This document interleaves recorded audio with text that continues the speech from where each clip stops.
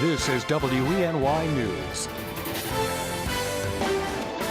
Thank you so much for clicking on this webcast for Friday. It's September 5th, 2014. I'm Austin Reed. Hope your day's going well so far. Here now, the latest news from the Star-Gazette and WENY News. We are following the latest developments on this Friday in the death of a Rochester, New York police officer shot and killed by a suspect in the line of duty. And happening today, Governor Andrew Cuomo is directing all flags on state government buildings to be flown at half-staff following the death of Officer Daryl Pearson. The governor said, quote, "The tragic death of Officer Pearson is deeply saddening. I join with all New Yorkers in mourning the loss of this public servant," end quote. And today we are learning much more about this week's fatal shooting. Our news partner, WHAM TV, says that the suspect in this case had an extensive criminal history. Convictions in Florida include battery of a police officer there, and an arrest record in Rochester dates back to 2007. Yet in 2010, the man was offered a plea bargain. The police officer involved, Rochester police officer, he's 32 years old, Daryl Pearson. He was shot once by that suspect that he was pursuing on foot. That shot gravely wounded the 8-year veteran of the RPD. He died at the hospital after police say doctors tried to pull off a miracle and save him. Officer Pearson and his partner were responding as a backup after police made a traffic stop in Rochester late Wednesday night. During the incident, police also say the suspect's gun discharged, hitting an innocent bystander who this morning is still recovering in the hospital. Officer Pearson's sister attended a news conference late Thursday. He did nothing to anybody. He was the kindest, gentlest person you'll ever know. And you took a father from his young children. They'll never ever know him. This officer was the father of 2 children, ages 4 and 2 months. This morning, the suspect is charged with 8 felony counts, including 2 counts of aggravated murder. He was arraigned in his hospital bed where he is under police guard. And this morning, a fundraiser has been set up for the fallen officer. Family and friends have set up a page online to raise money for Pearson's family. That website is www.youcaring.com. The family says a funeral is currently in the works. Other news and happening today, U.S. Senator Kirsten Gillibrand will be in our area. She's going to be in Penn Yan touring the storm damage facility of the Ark of Yates County. This area received FEMA and USDA disaster declarations for the May storm that hit parts of our region. The senator will get a briefing on the damages that occurred and the rebuilding efforts in progress from local Yates County and town officials. She'll be at the Ark this afternoon at 3:15.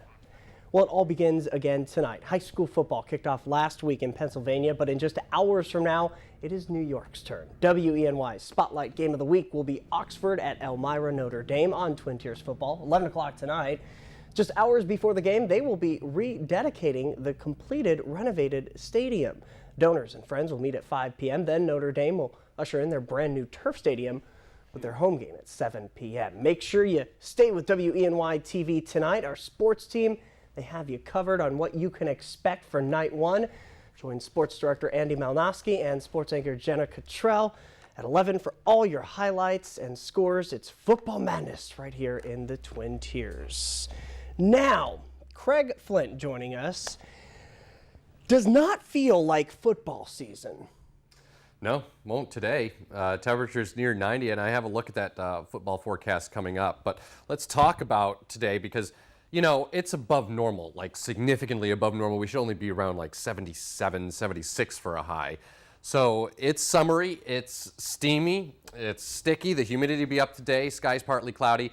A little bit of a breeze out of the south and southwest, 6 to 12 miles per hour. So yeah, it may provide at least a twinge of relief, but it's going to be a hot one. So we're going to sustain the September sizzle today. You know me with my alliterations and the stuff I come up with. Anyway, you remember them, right? Changes, though, on the way. Much cooler for the weekend. So this afternoon, the heat index, which was, you know, it's what it feels like to your body, will be 94, 95, 96. Tomorrow, temperatures, I think, actually throttle back into the 60s during the afternoon. So do the math. Let's just say the heat index is 95, and say we get down to 68 around 3, 4 o'clock tomorrow afternoon. That's 27. 27 degrees colder. Close to 30. So yeah, that's going to be a change. And the wettest weather late tonight and Saturday. We're going to try to get some clearing in here late Saturday. So here's future track through the course of the day today. Other than the heat, skies partly cloudy and temperatures near 90. If you don't hit 90 today, you will be in the 80s solidly. And the heat indices will feel like the 90s. Overnight tonight, partly cloudy to mostly cloudy. And you saw some green there on the map show up with some showers and thunder showers associated with a front that will dive south. And the front, I mean, even though Future Track is not showing anything here Saturday, I do believe there will be showers and thunder showers encompassing much of the area here Saturday, especially early in the day. We'll try to get some sun out later in the day as that activity shifts its way to the east.